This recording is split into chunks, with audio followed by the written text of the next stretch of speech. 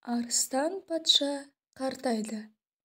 Аңдарды бұрынғысындай аулай алмайтынын біліп, енді аңдарды айламен аулағысы келді. Өзі үңгірге жатты да, аурумын, жүруге әлім жоқ, деп барлық аңдарға хабар таратты. Аңдар бірінен соң бірі арыстанның халін білуге келіп тұрыпты. Арыстан аңдардың біреуінді қайтармайды. Бәрі де арыстанға жем болды.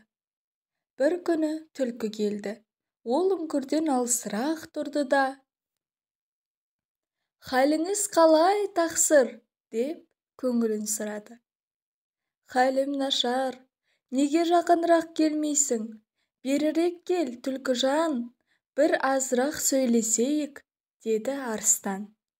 Сонда түлкі: «Мен саған жақын барар едім-ау, бірақ саған кірген іс бар да, шыққан іс жоқ қой», деп өз айласын асырып жүріп кетіпті.